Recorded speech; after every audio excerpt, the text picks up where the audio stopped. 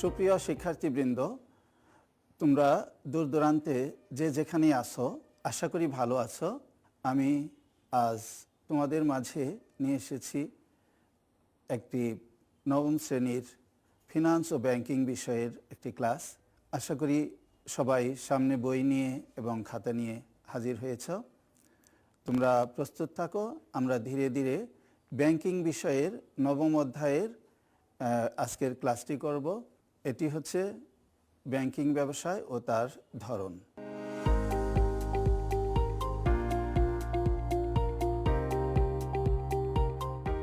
আমরা প্রতিনিয়তই আমাদের জীবন চারপাশের জীবনটাকে সময়ের সাথে সাথে পাল্টে যেতে দেখছি। আর সময়ের পরিবর্তনের সাথে সাথে যে ব্যাংকিং ব্যবসা রয়েছে এটিও প্রতিনিয়তই পাল্টে যাচ্ছে। তোমরা দেখে থাকবে এক সময় এমন ছিল যে ব্যাংক একটা নির্দিষ্ট স্থানে প্রতিষ্ঠিত হতো। আমরা যারা ক্লায়েন্ট আছি, আমরা যারা ব্যাংকে অ্যাকাউন্ট খুলি, তারা ব্যাংকের কাছে চলে যেতাম। আর সময়ের বিবর্তনে ব্যাংকগুলো তাদের কার্যক্রমে এনেছে আমূল পরিবর্তন। ইলেকট্রনিক ডিভাইস প্রবর্তন এবং নানা রকমের সেবা নিয়ে ব্যাংক তার কার্যক্রমকে সুবিস্তৃত করে বলা যায় ব্যাংকই এখন চলে এসেছে আমাদের পকেটে।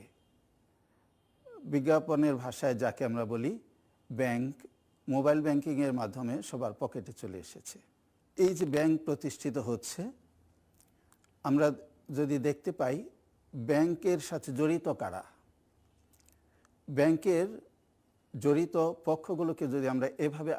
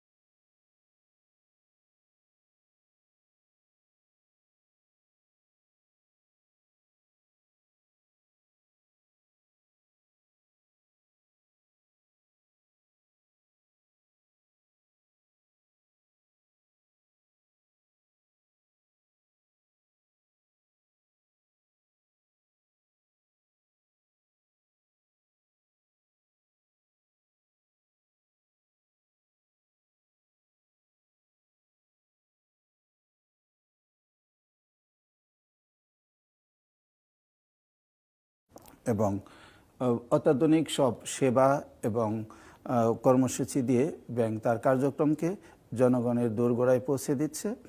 সেই সাথে আমরা জানি যে মানুষ সময়ের সাথে সাথে তাদের রুচির এবং পছন্দের পরিবর্তন হয়।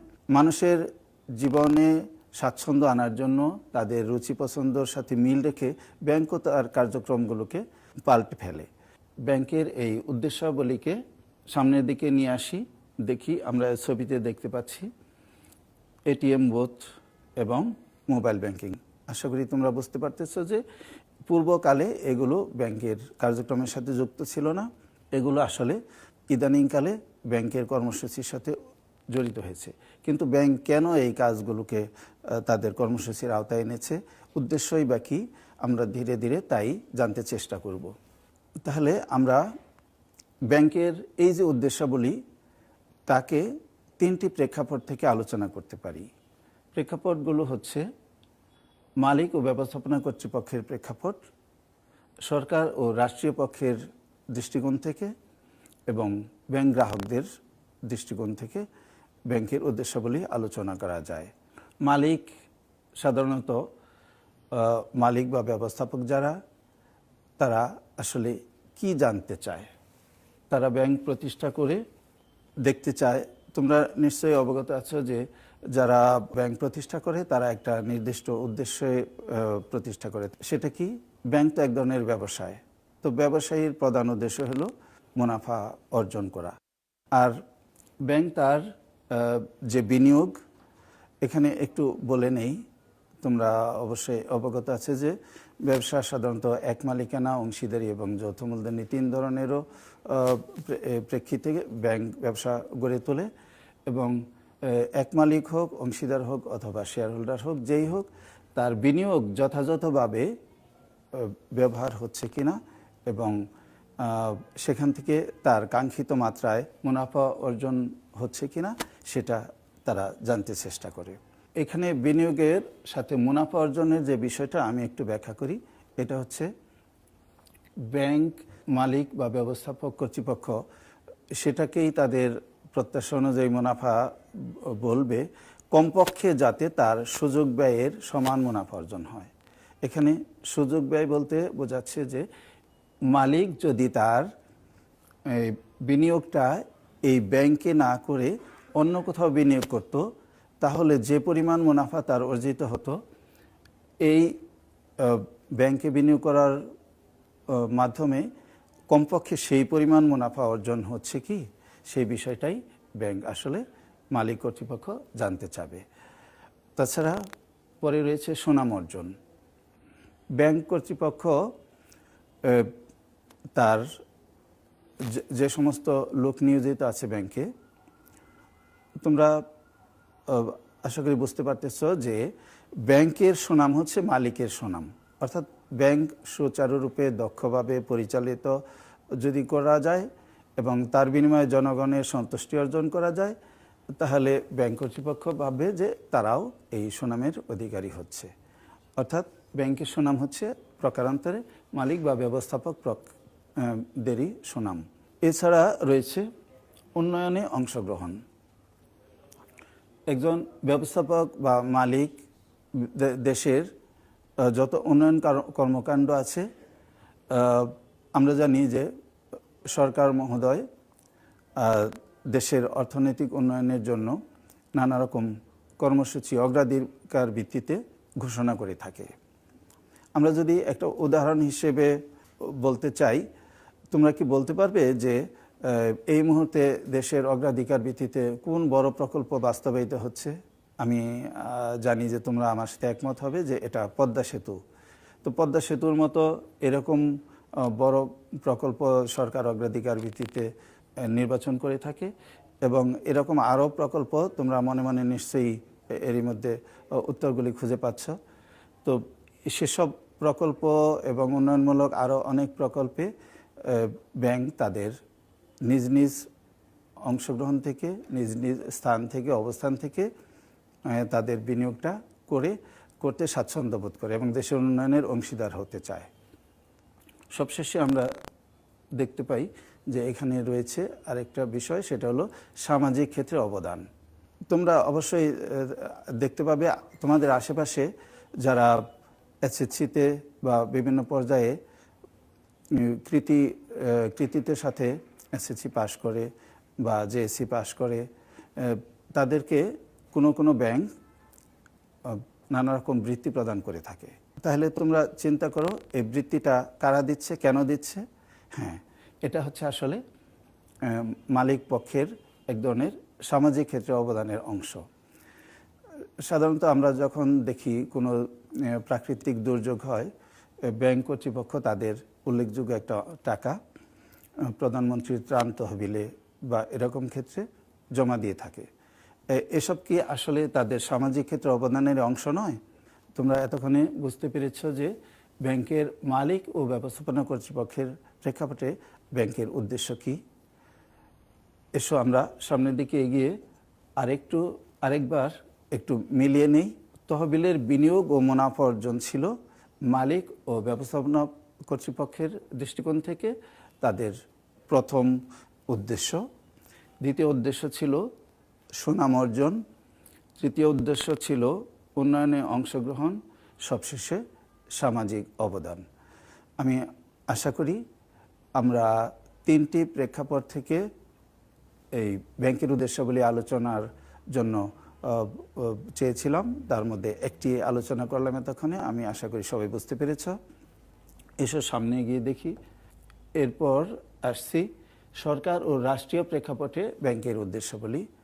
সরকার দেশে যে সমস্ত উদ্দেশ্যে ব্যাংক প্রতিষ্ঠা করার অনুমতি দেয়, তোমরা ইতিমধ্যে জেনেছ যে আসলে সরকারের পক্ষ হয়ে কেন্দ্রীয় ব্যাংক বাণিজ্যিক ব্যাংকগুলোকে অনুমোদন দিয়ে থাকে এবং কোনো বাণিজ্যিক ব্যাংকই বৈধ হবে না, সে যে নামেই পরিচালিত হোক, যদি তার কেন্দ্রীয় ব্যাংকের কোনো রকম অনুমোদন না থাকে।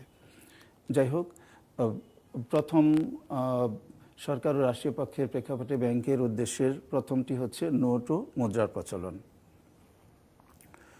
তোমরা হয়তো জেনেছ যে নোট ও মুদ্রার প্রচলন করার এখতিয়ার শুধুমাত্র কেন্দ্রীয় ব্যাংকের। বাণিজ্যিক ব্যাংক আসলে নোট ও মুদ্রার প্রচলন করতে পারে না। তবু এখানে বিষয়টা তাহলে কেন আসলো? এটা এই জন্যই যে নোট বলতে শুধুমাত্র কাগজের নোটই বোঝায় না। এখানে আমরা জানি যে ধরে নাও তুমি তোমার ব্যাংকে 1 লক্ষ টাকা আছে, তুমি তোমার বাবা বা পরিবারের লোকজনের সাথে গেলে একটা কম্পিউটার কিনতে। এখন কম্পিউটারের মূল্য মনে করো 60,000 টাকা। এখন এই 60,000 টাকা তুমি ব্যাংকে চেকের মাধ্যমে পরিশোধ করে দিলে। তোমার কি মনে প্রশ্ন হয়েছে যে তাহলে এখানে ব্যাংকের চেকটা কিভাবে ব্যবহৃত হলো, কি হিসেবে? হ্যাঁ, ঠিক ধরেছ। আসলে এটা হচ্ছে বিনিময়ের আরেকটি মাধ্যম।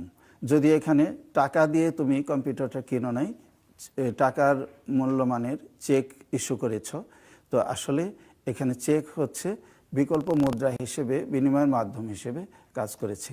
অর্থাৎ আমি বলতে চাচ্ছি যে এখানে চেকটাই হচ্ছে এক ধরনের নোটের বিকল্প। তো আসো দেখা যাক এরপরের বিষয়টা, মূলধন গঠন। আমরা যারা গ্রাহক আছি, আমরা যারা ক্ষুদ্র সঞ্চয়ী, বিভিন্ন পরিবারে, তুমি যেমন একটা পরিবারে এখন বসে আছো, এরকম প্রত্যেক পরিবারের এই কারো না কারো ব্যাংকে হিসাব রয়েছে। এই হিসাবগুলোর মাধ্যমে আমরা কি করি? আমাদের ক্ষুদ্র সঞ্চয়গুলোকে ব্যাংকে জমা রাখি। আর এই ক্ষুদ্র ক্ষুদ্র সঞ্চয়গুলো ব্যাংক একত্রে সংগ্রহ করে কি করে? তারা একত্রে করে বড় ব্যবসায়ী অথবা ঋণ গ্রহীতা যারা আছে, দেশের উন্নয়ন কর্মকাণ্ডে বিনিয়োগ করবে, তাদেরকে ঋণ হিসেবে দেওয়া হয় সুদের বিনিময়ে। এবং তাদেরকে যে ঋণ দেওয়া হয়, এতে করে কি হলো? তোমরা আশা করি বুঝতে পেরেছ যে সঞ্চয়গুলো এখানে মূলধনে রূপান্তরিত হলো। অর্থাৎ এভাবে ব্যাংকগুলো কি করছে? আমাদের ক্ষুদ্র সঞ্চয়গুলো একত্রিত করে মূলধন গঠনে সরকার এবং রাষ্ট্রকে সহায়তা করছে। আশা করি বুঝতে পেরেছ। এসো দেখা যাক পরের পয়েন্ট, বিনিয়োগ ও শিল্পায়ন। দেশের যত উন্নয়ন কর্মকাণ্ড হচ্ছে এর পিছনে রয়েছে বিনিয়োগ। সরকার মহোদয় এই নানা রকম যে অগ্রাধিকার ভিত্তিতে যে প্রকল্প নির্ধারণ করে দেন, সেই প্রকল্পগুলো তে ব্যাংকগুলো তাদের অর্থ বিনিয়োগ করে, আবার এমন কাউকে ঋণ হিসেবে দিয়ে থাকে যে ঋণগুলো তারা ওই উন্নয়ন প্রকল্পে বিনিয়োগ করে। এতে করে দেশের উন্নয়ন সংগঠিত হয় এইভাবে যে তারা দেশের উৎপাদনমূলক কাজ যখন বিনিয়োগ করে তখন উৎপাদন বৃদ্ধি পায়, দেশের জাতীয় আয় বৃদ্ধি পায়। আশা করি বুঝতে পেরেছ। এরপর আসে মুদ্রাবাজার নিয়ন্ত্রণ। দেশের মুদ্রাবাজার নিয়ন্ত্রণে অন্যতম কর্তৃপক্ষ হচ্ছে কেন্দ্রীয় ব্যাংক। যদিও আমরা এখানে বাণিজ্যিক ব্যাংকের উদ্দেশ্যাবলী নিয়ে আলোচনা করছি, কিন্তু কেন্দ্রীয় ব্যাংক আসলে একা কোনো কাজ অপারেট করে না, সেখানে বাণিজ্যিক ব্যাংকের সহায়তা নিয়ে থাকে। একটা উদাহরণ হিসেবে ধরা যাক, ধরো জনগণের পকেটে প্রচুর টাকা রয়েছে, বাজারে গিয়ে তারা কাঙ্ক্ষিত জিনিস কিনতে আগের চেয়ে বেশি টাকা ব্যয় হচ্ছে। তা আমরা এই অবস্থায় অর্থের প্রাচুর্যের এই বিষয়টাকে হয়তো মুদ্রাস্ফীতি হিসেবে ব্যাখ্যা করতে পারি, কিন্তু মুদ্রাস্ফীতি তাহলে দেশের জন্য আসলে শুভ নয়। এই অবস্থায় মুদ্রাস্ফীতি নিয়ন্ত্রণের প্রয়োজন দেখা দেয়। সেটা কে করবেন? সেটা কেন্দ্রীয় ব্যাংক করবেন। কার সহায়তায়? তোমরা নিশ্চয়ই ধারণা করতে পারছো, বাণিজ্যিক ব্যাংকের সহায়তায়। প্রিয় শিক্ষার্থীবৃন্দ, এটা কিভাবে করা সম্ভব? একটা উদাহরণ হিসেবে ধরা যাক, সরকার চাচ্ছে যে জনগণের কাছে যে অর্থের প্রাচুর্য, এটাকে কিছুটা নিয়ন্ত্রণ করে ব্যাংকের কাছে নিয়ে যাওয়া। তখন ব্যাংক কর্তৃপক্ষকে নির্দেশ দেওয়া হবে এইভাবে যে ব্যাংকের সুদের হার বাড়িয়ে দেওয়া হোক। তো ব্যাংকের সুদের হার যখন বেড়ে যাবে, জনগণ তার উদ্বৃত্ত অর্থ যা কমোডিটি বা পণ্যদ্রব্য কেনার কাজে ব্যয় করত, তা না করে উদ্বৃত্ত সঞ্চয়টা ব্যাংকে নিয়ে জমা করবে।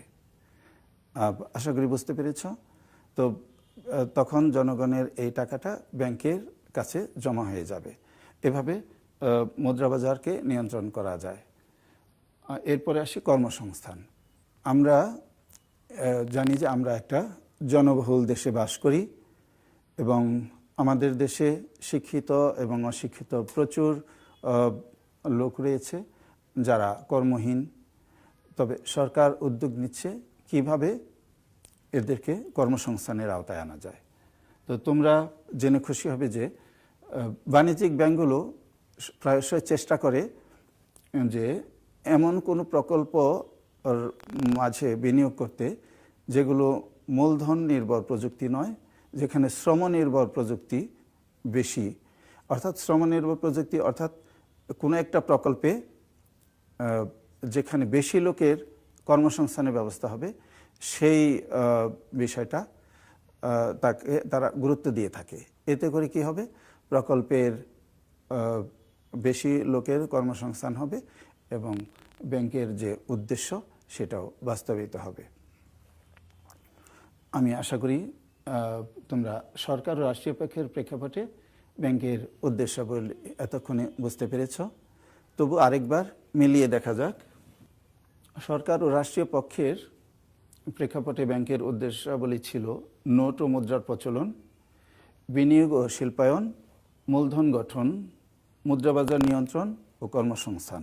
কি তোমাদের মনে থাকা এই উত্তরগুলোর সাথে মিলে গেছে না? আশা করি সবাই আমার সাথে একমত হবে। হ্যাঁ, আসো সামনের দিকে এগিয়ে যাই। এরপর আসে আমরা যারা গ্রাহক, অর্থাৎ আমরা যারা ব্যাংকে হিসাব খুলে থাকি, তাদের প্রেক্ষাপটে ব্যাংকের উদ্দেশ্যাবলী কি কি? তুমি মনে মনে ব্যাংক থেকে কি কি সেবা বা কি কি সুবিধা প্রত্যাশা করো? হ্যাঁ, আমি আশা করি যে তোমাদের এই পয়েন্টগুলোর সাথে তোমাদের উত্তর মিলে যাচ্ছে, তাই না? হ্যাঁ, দেখো, প্রথমত যে আমরা আমাদের যে সঞ্চয়গুলো রাখি, এই সঞ্চয়গুলো যাতে কোনো বৃহৎ কাজে সঞ্চয়গুলো একত্রিত হয়ে আমানত হিসেবে কোনো উন্নয়নমূলক কাজে ব্যবহৃত হোক, সেটা আমরা চাই। অর্থাৎ আমরা চাই যে সঞ্চয়গুলো মূলধন রূপে কোনো উন্নয়নমূলক কাজে ব্যবহৃত হোক। দ্বিতীয়ত, আমরা কেউ আমাদের অর্থ অনিরাপত্তায় থাকুক সেটা আমরা চাই না। নিশ্চয়ই তুমিও চাও না, তাই না প্রিয় শিক্ষার্থী? আমরা আমাদের অর্থের নিরাপত্তার জন্য ব্যাংকের কাছে জমা দিয়ে রাখি নির্দিষ্ট শর্ত এবং নিয়মের ভিত্তিতে।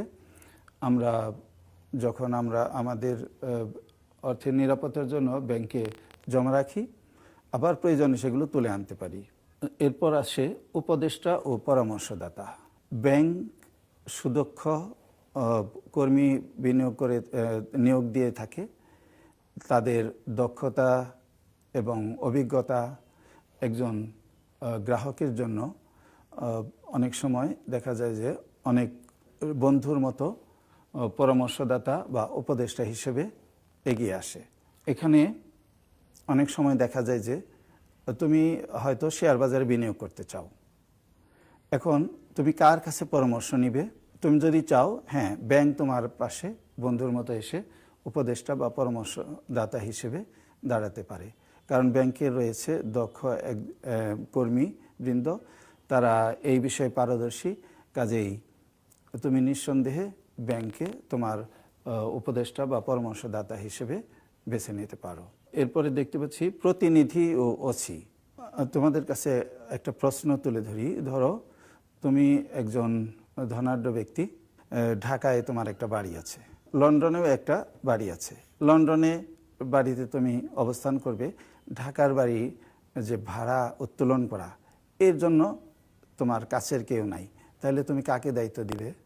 এইখানে ব্যাংক এই দায়িত্বটা সুচারুরূপে পালন করতে পারে। ব্যাংকে তোমার যে হিসাব রয়েছে, ব্যাংক তোমার হয়ে ভাড়াটিয়াদের কাছ থেকে ভাড়া সংগ্রহ করে সেগুলো তোমার হিসাবে জমা রাখতে পারে। সামান্য সার্ভিস চার্জের বিনিময়ে ব্যাংক এই কাজ করে দিতে পারে। এটা অর্থাৎ ব্যাংক হচ্ছে এখানে তোমার প্রতিনিধি। আমি আশা করি তোমরা প্রতিনিধি ও ওসি বিষয়টা বুঝতে পেরেছ। অর্থ স্থানান্তর। অনেক সময় আমাদের প্রয়োজনে, নানা প্রয়োজনে দেশে বা বিদেশে এক স্থান থেকে আরেক স্থানে টাকা স্থানান্তর করার প্রয়োজন হয়। এই ক্ষেত্রে ব্যাংক আমাদের এই কাজটি খুব সহজেই করে দিতে পারে। অর্থাৎ ব্যাংকের অন্যতম একটা কাজ হচ্ছে অর্থ স্থানান্তর করা। তো এই উদ্দেশ্য বাণিজ্যিক ব্যাংকের অন্যতম একটা উদ্দেশ্যের মধ্যে পড়ে। ধরো তুমি তোমার আত্মীয়ের কাছে খুলনায় টাকা পাঠাবে, ঢাকা থেকে খুলনায়। এখন খুলনায় টাকা পাঠাতে অন্যান্য মাধ্যমের চেয়ে ব্যাংক একটি বেশি নির্ভরযোগ্য প্রতিষ্ঠান। অর্থাৎ ব্যাংকের মাধ্যমে সহজেই তুমি এই টাকা এক জায়গা থেকে আরেক জায়গায় স্থানান্তর করতে পারো। সবশেষে জীবনযাত্রার মান উন্নয়ন। ব্যাংক তার নানাবিধ কর্মসূচি এবং সুযোগ সুবিধা বাড়িয়ে গ্রাহকের আরও কাছে আসার চেষ্টা করছে। তোমরা প্রতিনিয়তই তোমাদের চারপাশে যদি তাকাও, দেখতে পাবে যে ব্যাংক এখন ইন্টারনেটে বিশ্বের এক জায়গা থেকে আরেক জায়গায় অ্যাকাউন্ট থেকে অ্যাকাউন্টের টাকা ট্রান্সফার সহ টাকা উত্তোলন, জমা দেওয়া সম্ভব হচ্ছে। এটা হচ্ছে ইন্টারনেট ব্যাংকিং। মোবাইল ব্যাংকিংয়ের কথা তোমরা জানো। এভাবে দেখা যাচ্ছে ব্যাংক আমাদের জীবনযাত্রাকে সহজ করে দিচ্ছে। এখন এই মুহূর্তে দেশের যে অবস্থা, হয়তো দেখা যাচ্ছে যে তোমরা সবাই ঘরে বসে আসো, কিন্তু তোমাদের অর্থের প্রয়োজন। তুমি ব্যাংকের সাথে মোবাইলের মাধ্যমে সহজেই অর্থের লেনদেন করতে পারো। এই যে বিষয়টি, এটি আমাদের জীবনযাত্রাকে সহজ করে তুলছে নাকি? হ্যাঁ প্রিয় শিক্ষার্থীবৃন্দ, আমার সাথে আশা করি তোমরাও একমত যে আমাদের ব্যাংক হচ্ছে তাদের কর্মসূচি দিয়ে, উদ্দেশ্য দিয়ে আমাদের জীবনযাত্রাকে সহজ এবং জীবনযাত্রার মান আরও উন্নত করে তুলছে। তাহলে আরেকবার মিলিয়ে দেখা যাক যে আমরা যারা গ্রাহক আছি তাদের পক্ষ থেকে ব্যাংক আসলে কি কি সুবিধা বা দিয়ে থাকে, বা এই ক্ষেত্রে ব্যাংকের উদ্দেশ্য কি হয়ে থাকে। আমানত গ্রহণ, নিরাপত্তা, উপদেষ্টা হিসেবে এবং প্রতিনিধি, অর্থ স্থানান্তর এবং জীবনযাত্রার মান উন্নয়ন। আশা করি এই বিষয়গুলো তোমাদের কাছে পরিষ্কার হয়েছে। প্রিয় শিক্ষার্থীবৃন্দ, আমরা আজকের ক্লাসে এতক্ষণ যে আলোচনাগুলো করলাম, এসো না একটু মিলিয়ে দেখি তোমাদের মনে আছে কি না। তোমরা আশা করি এই প্রশ্নগুলোর উত্তর আমার সাথে মিলিয়ে নিবে এবং একমত হবে। কয়টি গোত্রের প্রেক্ষাপটে ব্যাংকের উদ্দেশ্যাবলী আলোচনা করা যায়? উত্তর মনে আছে না? হ্যাঁ, তোমরা নিশ্চয়ই একটু চিন্তা করলেই উত্তর পেয়ে যাবে। উত্তরটা হচ্ছে 3টি গোত্রের। ব্যাংকের মাধ্যমে মালিক কিভাবে সামাজিক উন্নয়নে অবদান রাখতে পারে? তোমরা ক্লাসটা ভালো করে শুনেছ, এই জন্য আমি আসলে প্রত্যাশা করছি যে তোমরা অবশ্যই বলতে পারবে উত্তরটি। তারপরেও আমার সাথে একটু মিলিয়ে দেখো। এখানে আমি লিখেছি কৃতি শিক্ষার্থীদের বৃত্তি প্রদান, বৃক্ষরোপণ, আরও অনেক ধরনের কর্মসূচির মাধ্যমে ব্যাংকের মালিক সামাজিক উন্নয়নে অবদান রাখতে পারে, তাই না? তোমাদের মতামত অবশ্যই কিশোর বাতায়নে লিখে জানাবে। তোমাদের বলার মতো অনেকগুলো পয়েন্ট আছে, আশা করি সেটি শেয়ার করবে। তোমাদেরকে কিশোর বাতায়নে বসে তোমার মতামত জানানোর জন্য অনুরোধ জানাচ্ছি। ব্যাংক কীভাবে নোট ও মুদ্রার প্রচলন করে? আশা করি তোমরা এরই মধ্যে জেনেছ, তারপরেও উত্তর মিলিয়ে নিই। চেক ইস্যু করে। চেকটাকে আমরা বলেছি বিকল্প মুদ্রা, নোটের বিকল্প হিসেবে এটি আমাদের বিনিময়ের মাধ্যম হিসেবে কাজ করে। ব্যাংক কীভাবে মূলধন গঠনে সাহায্য করে? এটি তোমরা ইতিমধ্যে জেনেছ। এসো উত্তর মিলিয়ে নেওয়া যাক। ক্ষুদ্র ক্ষুদ্র সঞ্চয় আমানত হিসেবে সংগ্রহ করে বড় প্রতিষ্ঠানকে ঋণ দিয়ে মূলধন গঠনে সাহায্য করে।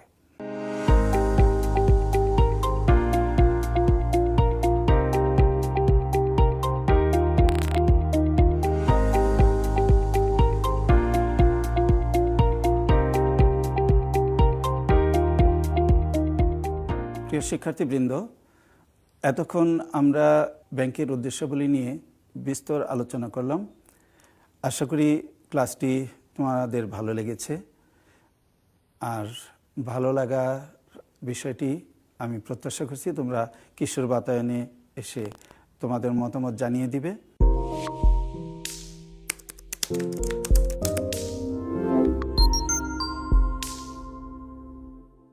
চাইলে তোমাদের কুইজের অংশ নিতে পারো। তো তোমাদের জন্য একটা বাড়ির কাজ রেখে দিয়েছি। তুমি ব্যাংকে হিসাব খোলার মাধ্যমে তোমার কি কি উদ্দেশ্য বাস্তবায়ন করতে পারো তার উপায় খুঁজে বের করো। এই উপায় খুঁজে বের করে খাতায় লিখে যখন স্কুল খুলবে তোমার স্কুলের শিক্ষককে খাতাটা দেখিয়ে নিবে। আমি আশা করি কাজটা তোমরা সুচারুরূপে করবে, তোমাদের কাছ থেকে সেই প্রত্যাশা।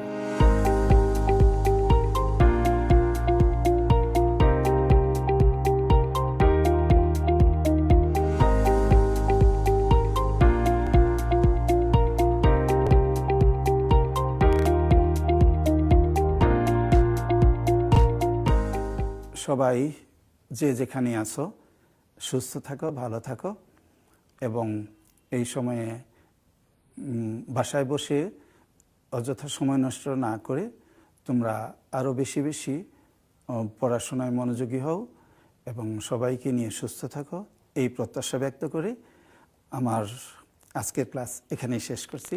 সবাইকে ধন্যবাদ।